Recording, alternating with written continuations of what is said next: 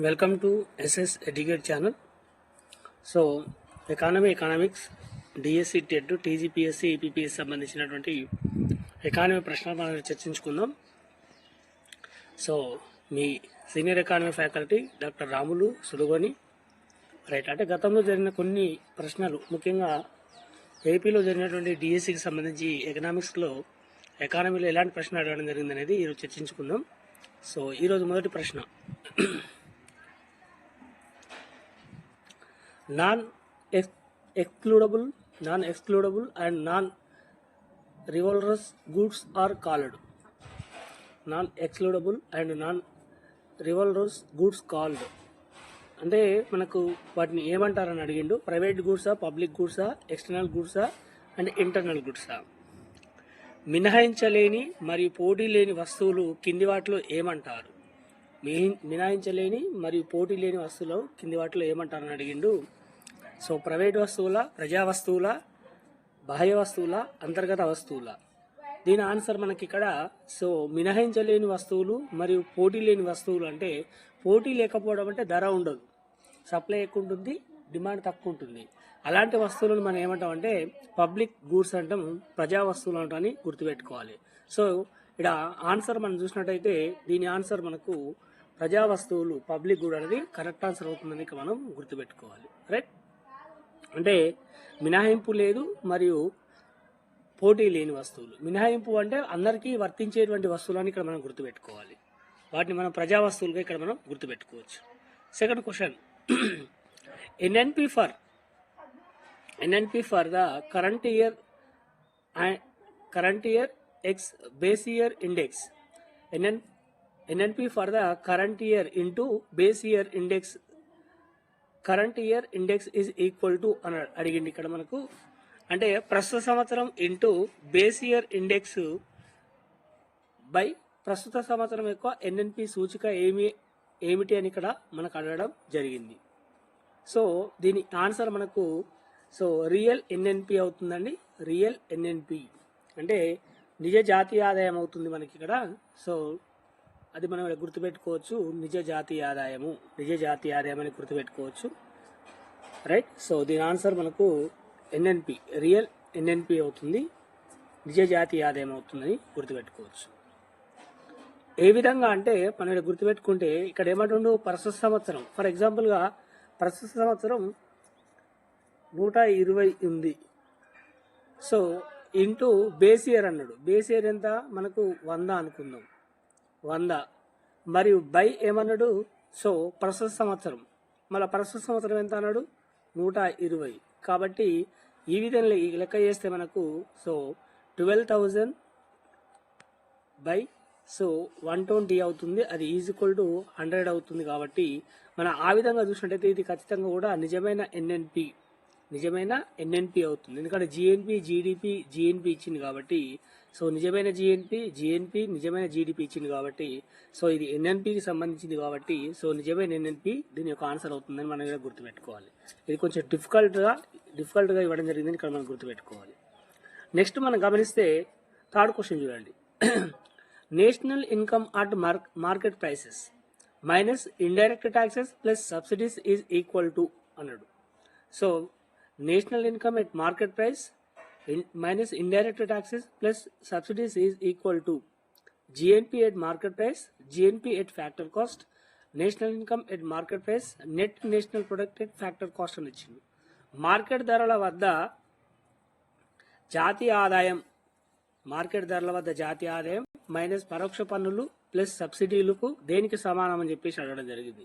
అంటే మార్కెట్ ధరల వద్ద జిఎన్పియా లేదా కారక ఖర్చు, లేదా మనం ఫ్యాక్టర్ కాస్ట్ అంటున్నాం కాబట్టి కారక ఖర్చు వద్ద జిఎన్పియా, లేదా మార్కెట్ ధర వద్ద జాతీయ ఆదాయమా, లేదా కారక ధర వద్ద మనకు నికర జాతీయ ఉత్పత్తి అని ఇక్కడ మనకి ఆప్షన్స్ ఇవ్వడం జరిగింది. సో దీని ఆన్సర్ మనకు so net national ప్రొడక్టెడ్ factor cost అనేది కరెక్ట్ ఆన్సర్ అవుతుంది. కారక ధర వద్ద నికర జాతీయ ఉత్పత్తి, ఎందుకంటే మనకు కారక దగ్గర మార్కెట్ ధరల వద్ద జాతీయ ఆదాయం నుంచి పరోక్ష పన్నులు తీసేయమన్నాడు, సబ్సిడీస్ కలుపమన్నాడు కాబట్టి మనకు సో అది కారక ధర వద్ద జిఎన్పి అవుతుందని ఇక్కడ మనం గుర్తుపెట్టుకోవాలి. కారక ధర వద్ద జిఎన్పి అవుతుందని ఇక్కడ మనం గుర్తుపెట్టుకోవాలి. రైట్, నెక్స్ట్ మనం చూసినట్టయితే farms in developed countries selling their products at a very low prices in other countries with a motive to capture the market is known as. అంటే డెవలప్ అయినటువంటి కంట్రీస్లో ఉన్నటువంటి ఫార్మ్స్ అన్నీ కూడా సో ఇతర దేశాల్లో వస్తువులు అమ్ముకోవడానికి ప్రయత్నం చేస్తూ ఉంటాయి తక్కువ ధరల వద్ద. దాన్ని ఏమంటారని చెప్పేసి ఇక్కడ అడగడం జరిగింది. అభివృద్ధి చెందిన దేశాల్లో సంస్థలు మార్కెట్ను స్వాధీనం చేసుకునే ఉద్దేశంతో ఇతర దేశాలలో చాలా తక్కువ ధరకు తమ ఉత్పత్తులను అమ్మడాన్ని ఏమంటారు అని చెప్పేసి ఇక్కడ అడగడం జరిగింది. సో దీని కరెక్ట్ ఆన్సర్ ఏమవుతుందంటే మనకు డంపింగ్ అంటామండి. ఏమంటాం? డంపింగ్ అంటాం.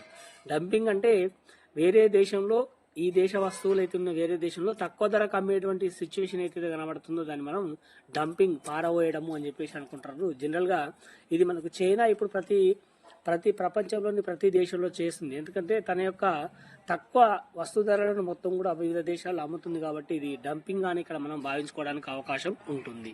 కాబట్టి తన ఉత్పత్తులను సో తక్కువ ధరకు అమ్మే ప్రయత్నం చేయడం అని ఇక్కడ మనం చెప్పుకోవచ్చు. రైట్, సో ఆ విధంగా మార్కెట్ మొత్తం కూడా అది సో తన ఆధీనంలోకి తెచ్చుకోవడానికి ప్రయత్నం చేస్తూ ఉంటుంది. Right, so fifth question, the expenditure incurred on maintenance of law and order, defence, tax collections, payments of old age pensions etcetera is. అంటే కింది ఖర్చులు ఏవైతే ఉన్నాయో ఇక్కడ మనకు వాటిని ఏమంటారని చెప్పేసి అడిగాడు. So planned expenditure, development expenditure, non development expenditure, social expenditure. So శాంతి భద్రతల నిర్వహణ, రక్షణ, పన్ను వసూళ్లు, వృద్ధాప్య పింఛన్ల చెల్లింపులు మొదలైన వాటిపై అయ్యే ఖర్చులను ఏమంటాం? ఇక్కడ వెరీ వెరీ ఇంపార్టెంట్ అండి. చాలా సందర్భాల్లో మనకు అర్థం కాని పరిస్థితి ఉంటుంది. అంటే శాంతి భద్రత నిర్వహణ చేసే ఖర్చు కావచ్చు, రక్షణ మరియు పన్ను వసూలు కోసం చేసేటువంటి ఖర్చు కావచ్చు, లేదా వృద్ధాప్య పెన్షన్ల కోసం చెల్లింపులు చేసేటువంటి ఖర్చు కావచ్చు. వాటిని మొత్తంగా ఏమంటారని చెప్పేసి ఇక్కడ అడిగిండు. రైట్, ప్లానెడ్ ఎక్స్పెండిచరా, ప్రణాళికాబద్ధమైన వ్యయమా, లేదా డెవలప్మెంట్ ఎక్స్పెండిచరా, అభివృద్ధి వ్యయమా, లేదా నాన్ డెవలప్మెంట్ ఎక్స్పెండిచరా, సో అభివృద్ధేతర వ్యయమా, లేదా సోషల్ ఎక్స్పెండిచరా, సామాజిక వ్యయమా అని చెప్పేసి ఇక్కడ అడిగిండు. సో దీని ఆన్సర్ మనం గమనించినట్టయితే సో దీని ఆన్సర్ మనకు ప్లానెడ్ దీని నాన్ డెవలప్మెంట్ ఎక్స్పెండిచర్ అవుతుందండి. నాన్ డెవలప్మెంట్ ఎక్స్పెండిచర్ అవుతుంది.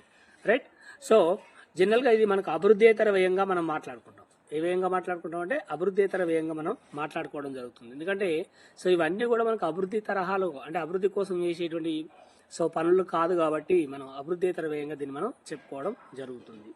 రైట్, నెక్స్ట్ మనం గమనిస్తే sixth question, this is responsible for the conduct a large scale sample survey in debates fields on all India basis. అంటే all India బేసిస్లో మనకు so large scale sample survey చేస్తుంది. అది ఎవరు చేస్తారు అని చెప్పేసి అడగడం జరిగింది. Central statistical organisation, national sample survey organisation, national statistical survey organisation, national planning and survey organisations అనే 4 ఆప్షన్స్ ఇవ్వడం జరిగింది. ఇది అఖిల భారత స్థాయిలో విభిన్న రంగాలలో పెద్ద ఎత్తున నమూనా సర్వేలను నిర్వహించుకోవడానికి బాధ్యత వహిస్తుందని చెప్పేసి ఇక్కడ ఇవ్వడం జరిగింది. అది కేంద్ర గణాంక సంస్థన, జాతీయ నమూనా సర్వే సంస్థన, జాతీయ గణాంక సర్వే సంస్థన, లేదా జాతీయ ప్రణాళిక మరియు సర్వే సంస్థ అని చెప్పేసి ఇవ్వడం జరిగింది. ఇది కన్ఫ్యూజ్ కావద్దండి. ఇది మనం జనరల్గా దీన్ని ఏం మాట్లాడుకుంటామంటే దీన్ని మనం NSSO అంటాం. NSSO. సో కాబట్టి మనకి ఇక్కడ national sample survey organisation is the correct answer. అంటే ఇది విభిన్న రంగాలలో అతి పెద్ద మొత్తంలో నమూనా సర్వేలను చేస్తుంది కాబట్టి జాతీయ నమూనా సర్వే సంస్థ అవుతుందో అది కరెక్ట్ ఆన్సర్ అవుతుంది. దాన్ని మనం NSSOగా మనం పేర్కొనడం జరుగుతుంది. రైట్, నెక్స్ట్ మనం గమనించినట్టయితే this bank provides the ways and means of advances repayable with in the 19 days to state governments. అంటే ఇది జనరల్గా మనకు ఈ బ్యాంక్ అనేది స్టేట్ గవర్నమెంట్లకు వేస్ అండ్ మీన్స్ రూపంలో మనకు రుణాలు ఇస్తుంది, డెప్ట్ ఇవ్వడం జరుగుతుంది. అది ఏ విధంగా ఇచ్చిందంటే మనకు రీపేబుల్ విత్ 19 days అన్నాడు ఇక్కడ మనకు. జనరల్గా ఈ బ్యాంకు రాష్ట్ర ప్రభుత్వాలకు అడ్వాన్స్లో మార్గాలు లేదా అర్జనోపాయ సదుపాయాలు అంటాడు దీన్ని మనం. అర్జనోపాయ సదుపాయాలు రూపంలో అంటే ఏ విధంగా 90 రోజుల్లోపు తిరిగి చెల్లించదగిన రుణం అందిస్తుంది. ఎవరికి? రాష్ట్ర ప్రభుత్వాలకు రుణం అందిస్తుంది. 90 రోజుల్లో మనం తిరిగి చెల్లించాలి. మరి అలాంటి ఇచ్చేటువంటి ఆ అడ్వాన్స్లను లేదా అర్జనోపాయ సదుపాయాలను ఎవరు కల్పిస్తారని చెప్పేసి ఇక్కడ మనకి ఇవ్వడం జరిగింది. సో ఇది పర్టికులర్గా మనకు తెలుసు ICICI, RBI, SBI, IDBI, ICICI, RBI, SBI, IDBI. So ఇది మనకు ఆర్బీఐ చేస్తుందని ఇక్కడ మనం గుర్తుపెట్టుకోవాలి. రిజర్వ్ బ్యాంక్ ఆఫ్ ఇండియా కేంద్ర బ్యాంక్ అవుతుందో కేంద్ర బ్యాంకు సో ఈ రాష్ట్రాలకు 90 రోజులు చెల్లించేటువంటి ఏదైతే వేస్ అండ్ మీన్స్ అడ్వాన్సెస్ అంటున్నామో అది ఇవ్వడం జరుగుతుంది. ఇది వెరీ వెరీ ఇంపార్టెంట్ క్వశ్చన్ మనకు. రైట్, నెక్స్ట్ మనం చూసినట్టయితే assets such as a bills of exchange, debentures, bonds, savings, certificates, equity shares etcetera are examples for. అంటే ఏవైతే మనం ఇక్కడ అనుకోవడం జరుగుతుందో బాండ్ మనీ అంటున్నామా, సో ఇన్కన్వర్టబుల్ మనీ అంటున్నామా, పేపర్ మనీ అంటున్నామా, నియర్ మనీ అంటున్నామా, అంటే విచ్ ఈ ఉన్నటువంటి బాండ్స్ కానీ ఎక్స్చేంజెస్, బిల్స్ ఆఫ్ ఎక్స్చేంజెస్ కావచ్చు, డిబెంచర్స్ కావచ్చు, లేదంటే సేవింగ్స్ సర్టిఫికేట్స్ కావచ్చు, ఈక్విటీ షేర్స్ కావచ్చు, ఇవన్నీ కూడా ఏ విధంగా మనం చెప్పుకోవడం జరుగుతుంది. అంటే ఇది పర్టికులర్గా ద్రవ్యానికి సంబంధించినటువంటి క్వశ్చన్ అండి. సో మనీ పర్పస్లో అడిగేటువంటి క్వశ్చన్ ఇది మనకు.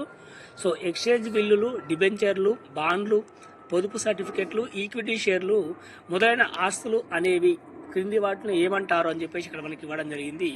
సో ద్రవ్య బాండ్ అంటే బాండ్ మనీయా లేదా మార్చలేని ద్రవ్యమా, ఇన్కన్వర్టబుల్ మనీయా లేదా కాగిత ద్రవ్యమా, పేపర్ మనీయా లేదా నియర్ మనీ సమీప ద్రవ్యమా అని చెప్పేసి అడిగిండు. సో కరెక్ట్ ఆన్సర్ ఇస్ మనకు నియర్ మనీ, సమీప ద్రవ్యం అని చెప్పుకుంటాం. ఇవన్నిటి కూడా ద్రవ్యంలోకి మార్చుకోవడానికి అవకాశం ఉన్నటువంటి సో ఆస్తులు ఇవన్నీ కూడా అసెట్స్ అని ఇక్కడ మనం చెప్పుకోవచ్చు. కాబట్టి ద్రవ్యంలోకి మార్చుకోవడానికి అవకాశం ఉన్న ఆస్తులన్నీ కూడా మనం ఏమంటామంటే నియర్ మనీగా, సమీప ద్రవ్యంగా మనం చెప్పుకోవడం జరుగుతుంది. సో ఇది ఆన్సర్ ఇస్ ద సమీప ద్రవ్యం, నియర్ మనీ ఇక్కడ మనం గుర్తుపెట్టుకోవాలి. సో నెక్స్ట్ క్వశ్చన్ మనకి ఏమన్నంటే y is equal to w plus R plus I plus N plus X minus M plus R minus P where N represents. So ఇంత equation ఇచ్చిండు, కానీ ఇక్కడ మనకి సింపుల్గా ఏమడుతుందంటే ఎన్ అనేది ఏం రిప్రజెంట్ చేస్తుందని చెప్పేసి అడిగిండు. So payments to the other countries, profits and receipts from the other countries, and fourth is the imports. అంటే ఎన్ ఏం రిప్రజెంట్ చేస్తుంది? y is equal to w plus R plus I plus N plus X minus M, so R minus P, ఇది I అండి, I. So ఇక్కడ N ఏం సూచిస్తుంది అన్నాడు? ఇతర దేశాలకు చెల్లింపుల, లాభాల లేదా ఇతర దేశాల నుండి సో రసీదుల లేదా దిగుమతుల ఏం సూచిస్తుంది అని చెప్పేసి అడిగింది ఇక్కడ మనకు. రైట్, సో ఇక్కడ కరెక్ట్ ఆన్సర్ ఏంటంటే మనకు డబ్ల్యూ అంటే వేజెస్ అంటాం, ఆర్ అంటే రెంట్ అంటాం, ఐ అంటే మనం ఏమంటామంటే ఇంట్రెస్ట్ అంటాం, ఎన్ అంటే మనం ఏమంటున్నామంటే సో ఐ అంటే ఇంట్రెస్ట్ అంటాం, మరి ఎన్ అంటే మనం ఏమంటున్నామంటే ప్రాఫిట్ అంటాం. కాబట్టి ఇక్కడ కరెక్ట్ ఆన్సర్ ఇస్ మనకు so correct answer is profit అనేది ఇక్కడ మనకు కరెక్ట్ ఆన్సర్ అవుతుంది. కాబట్టి సో ప్రాఫిట్ కావచ్చు, లాభాలు కావచ్చు, కరెక్ట్ ఆన్సర్ అవుతుంది 9th క్వశ్చన్ అని ఇక్కడ మనం గుర్తుపెట్టుకోవాలి. Right, so thank you. Next మనం చూసినట్లయితే last one, the relationship between the rate of inflation and the unemployment rate is revealed by. అంటే అన్ఎంప్లాయ్మెంట్ రేటుకు మరియు సో అదేవిధంగా మనకి ఇన్ఫ్లేషన్ రేటుకు మధ్య సంబంధాన్ని తెలిపే రేఖ ఏమిటి? ద్రవ్యోల్బణ రేటు మరియు నిరుద్యోగ రేటు మధ్య సంబంధాన్ని కింది ఏ రేఖ ద్వారా వెల్లడిస్తారని చెప్పేసి అడిగిండు. So Philips Karva, demand Karva, aggregate demand Karva, Lorenz Karva. Philips వక్రరేఖన, demand వక్రరేఖన, మొత్తం డిమాండ్ వక్రరేఖన లేదా లారెంజ్ వక్రరేఖన అని అనుకున్నప్పుడు ఇది మనకు అంటే జనరల్గా ద్రవ్యోల్బణానికి నిరుద్యోగ రేటుకు మధ్య గల సంబంధాన్ని తెలియజేసిందంటే ఫిలిప్స్ కర్వ్ అంటాం. సో జనరల్గా మనం ఫిలిప్స్ కర్వ్ అంటాం. సో కాబట్టి ద్రవ్యోల్బణ రేటుకు నిరుద్యోగ రేటుకు మధ్య సంబంధాన్ని తెలిపేది మనకు సో ఫిలిప్స్ వక్రరేఖగా మనం చెప్పుకోవచ్చు. ఏ వక్రరేఖ అంటామంటే ఫిలిప్స్ వక్రరేఖగా మనం చెప్పుకోవచ్చు. రైట్, సో దీని answer is the 10th answer is the Phillips వక్రరేఖ అనేది గుర్తుపెట్టుకోవాలి. రైట్, థ్యాంక్ యూ అనండాల్. ఈ 10 క్వశ్చన్లకు మనకు ఆన్సర్లు సో చెప్పడం జరిగింది. సో అందరికి కూడా ఎస్ఎస్సి ఎడ్యుకేట్ తరఫున థ్యాంక్ యూ అనండాల్. సో సబ్స్క్రైబ్ చేయండి, షేర్ చేయండి, లైక్ చేయండి, కామెంట్ చేయండి. Thank you once again.